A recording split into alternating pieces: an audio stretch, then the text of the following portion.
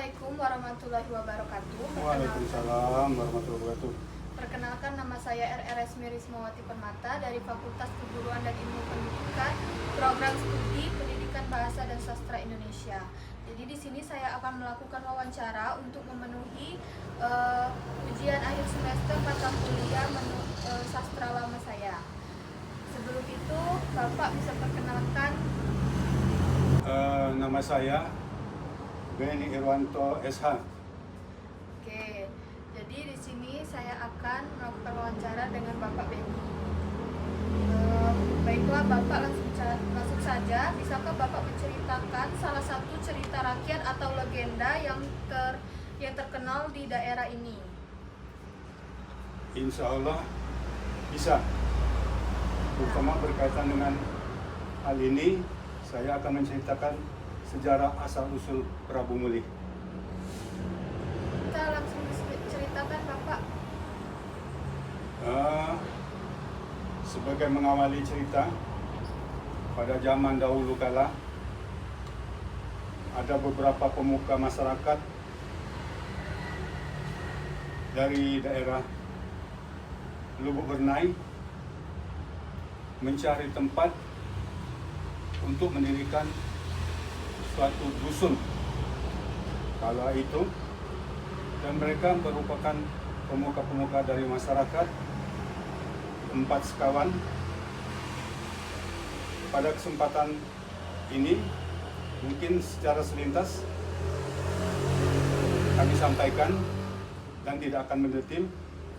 Akhirnya ke-4 sekawan ini setelah mendapatkan tempat untuk membentuk dusun, hingga terjadilah dusun baru oleh 4 sekawan ini, sampai sekarang apa yang kita sebut sebagai kota Prabu Muli. Awal ini bisa kita lihat dan kita pelajari, ada catatan yang dikeluarkan oleh pemuka-pemuka dari orang-orang dari Prabu Muli, atau pada zaman itu disebut Pehabung Uleh. Pada kesempatan ini, kami pun dalam wawancara ini tidak akan memberikan panjang lebar isi ini, tapi garis besarnya dapat kami sampaikan sebagaimana yang bakal dijadikan tanya jawab pada kesempatan ini. Baiklah, jadi Bapak, bagaimana sih awal terbentuknya kota Prabu Muli ini? Baiklah,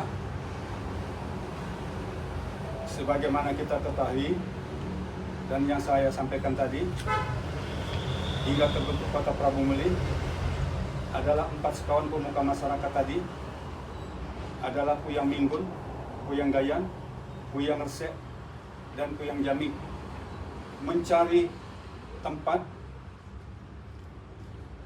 di daerah Lubuk Bernai, mencari tempat untuk menentukan dusun yang akan dijadikan dusun baru.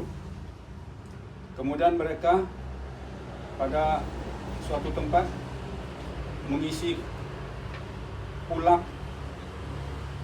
dengan tanah sampai penuh. Setelah pulak itu penuh, pada keesokan harinya ditemukan lagi pulak itu. Setelah tanahnya dibuang, kemudian dimasukkan lagi, ternyata tanahnya melebih. Artinya disitulah kira-kira tempat yang bakal dijadikan tempat dusun baru oleh para puyang-puyang pemuka masyarakat tadi. Jadi dijadikanlah ke-4 puyang tadi membentuk dusun baru. Jadi karena Mahabung Uleh. Jadi Mahabung Uleh ini berkembang sampai dengan sekarang, setelah ke-4 pemuka tadi memegang istilah dusun tiap bucu, mereka masing-masing bersepakat untuk menetapkan ikrar setelah pula penuh untuk tanahnya kembali diisi dan dijadikanlah tempat daerah dusun baru, yaitu dulu kebun bungin,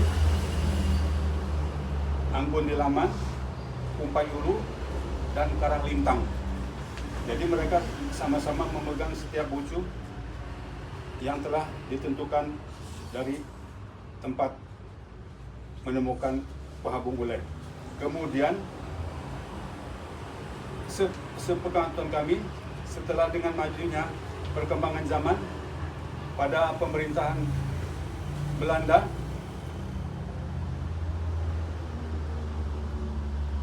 bahwa Pahabung Ule ini tadi adalah bagian dari daerah Rambang dengan sebutan Rambang Kapak Tengah. Jadi Rambang Kapak Tengah 1 ada di Tanjung Rambang, Rambang Kapak Tengah 2 ada di Pahabung Ule. Begitulah hingga disebut Pahabung Ule, dengan kepala pemerintahnya adalah Pasirah. Kemudian pada pemerintahan Jepang ini pun berkembang dan berkembang lagi sampai masa perjuangan fisik. Perjuangan fisik ini perkembangan selanjutnya bahwa sampai sekarang setelah mufakat bersama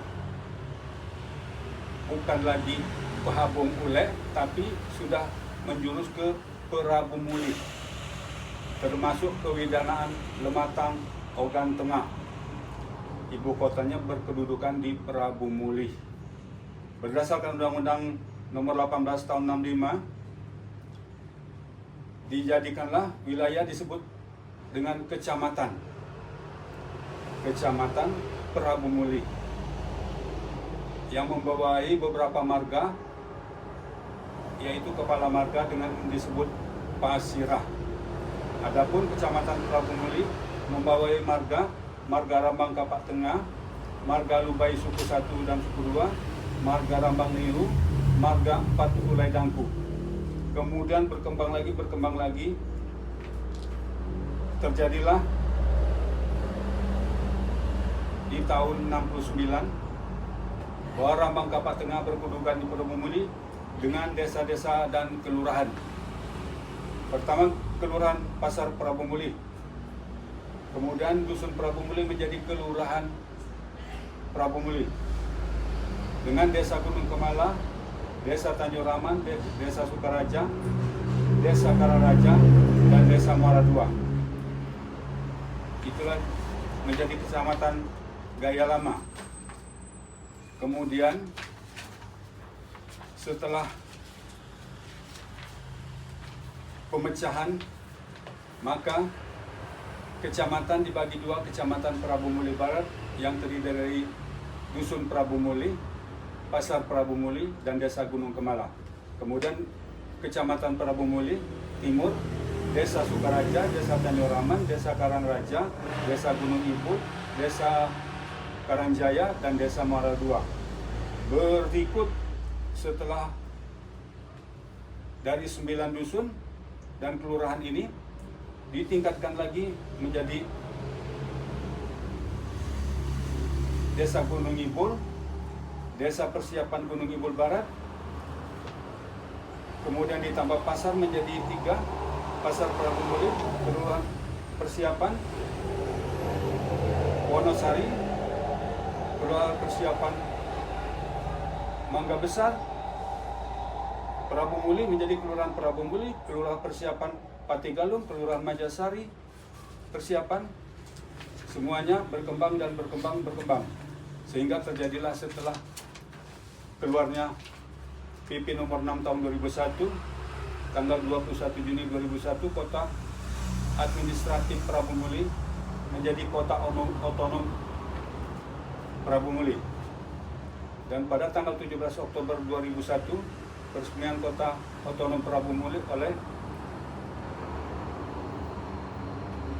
Menteri Dalam Negeri di Jakarta.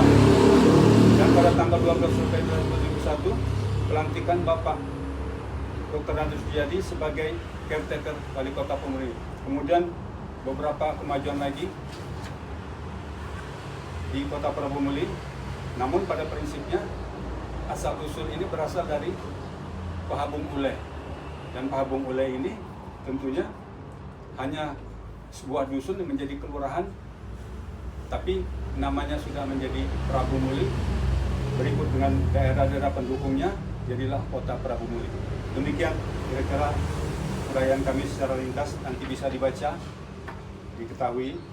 Itu yang kami dapat sampaikan. Terima kasih. Oke, kalau boleh tahu dari mana Bapak mendapatkan file sejarah asal-usul Prabu Muli ini? Nah, itu pertanyaan yang bagus. Karena saya adalah termasuk pemuka masyarakat adat, saya pun berkewajiban untuk tahu. Kemudian dari pemuka tokoh-tokoh, para kepala menyan, saya tanyakan beberapa hal-hal yang pada saat ini mereka sudah pada meninggal dunia. Tapi saya tetap memegang apa yang saya tanyakan dan juga apa yang saya dapatkan dari orang-orang yang berkompeten dalam hal sejarah asal-usul Prabu Muli. Di samping itu juga saya pernah di dalam kegiatan masyarakat adat, kami pernah menampilkan beberapa cerita tradisional adat istiadat dari Prabu Muli, Pahabung Ule khususnya, berkaitan dengan masalah besiang badan. Artinya kalau zaman sekarang ini hitanan anak-anak itu waktu itu disebut besiang badan. Itu kita pernah tampil di Jakabaring, pernah tampil, kemudian berkaitan dengan masalah termasuk balai andon sedekah dan mandi simburan. Kita juga pernah membawa cerita-cerita adat ini di bukan lomba tapi pertunjukan tradisional masyarakat adat di Jakabaring, dan juga pernah kita membawa ke Taman Mini berkaitan dengan anak-anak yang disebutkan tadi, apa istilahnya itu yang perimbangan tadi, Rukuk panjang. rukuk panjang itu juga pernah dibawakan, meminang pernah dibawakan juga beberapa tari-tari tradisional termasuk tari pincang urung, lebak kelekar, itu tetap kita tampilkan, termasuk di daerah-daerah lain, di desa-desa kelurahan lain juga banyak tari-tarian yang juga kita tampilkan bersama. Namun sekarang ini mungkin karena kesibukan ini sudah agak bukan tertinggal, tapi karena kesibukan kita sekarang ini acara-acara yang berkaitan dengan masalah adat istiadat, termasuk kami dari lembaga masyarakat adat pun sudah berkurang pertemuan-pertemuan. Insya Allah mudah-mudahan ke depan ini akan kita giatkan lagi bersama-sama dengan para perangkat dan pemerintahan yang sekarang ini. Terima kasih. Oke, pertanyaan terakhir Pak, menurut Bapak apakah cerita ini penting untuk dilestarikan pada zaman sekarang? Menurut saya ini sangat penting, karena bagi kami, saya selaku masyarakat adat yang sudah lahir sekarang ini tahun 60-an, betapa bangga dan puasnya mendengar cerita-cerita dari leluhur-leluhur kita yang sebegitu indahnya, sebegitu memukaunya, sebegitu perjuangan mereka sehingga terjadi Kota Prabu Muli. Jadi kita mengetahui tiap-tiap fase-fase perkembangan Prabu Muli ini sampai dengan sekarang ini, baik sebelum tahun 60 ke bawah maupun untuk tahun 60 ke atas ini, sampai dengan alhamdulillah setelah beberapa kali pemilihan wali kota Prabu Muli, hal-hal ini sering ditampilkan, termasuk cerita-cerita dari kelurahan-kelurahan lain kita tampilkan. Jadi mudah-mudahan semuanya saya anggap penting agar masyarakat generasi yang akan datang mengetahui dari mana asal usul kita, dari mana asal usul tradisional kita, dari mana asal usul kesenian kita, dari mana asal usul bahasa kita. Itu harus kita lestarikan. Mudah-mudahan ke depan para pemuka-pemuka kita akan bersatu dalam membentuk sebuah cerita, mengarsipkan dan menghimpun kembali apa yang sudah terjadi dari awal sampai hingga masa yang akan datang. Demikian.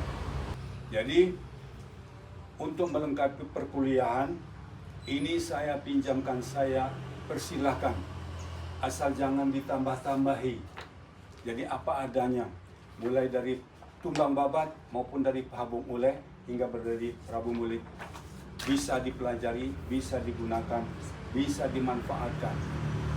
Mudah-mudahan untuk masa depan seluruh generasi muda akan mengenal dan mencintai Pahabung Uleh dari zaman dulu sampai dengan sekarang juga yang akan datang, melestarikan bersama-sama. Terima kasih. Sebelum itu terima kasih Bapak karena sudah mau diwawancarai dan membagikan ilmu dan informasi kepada saya.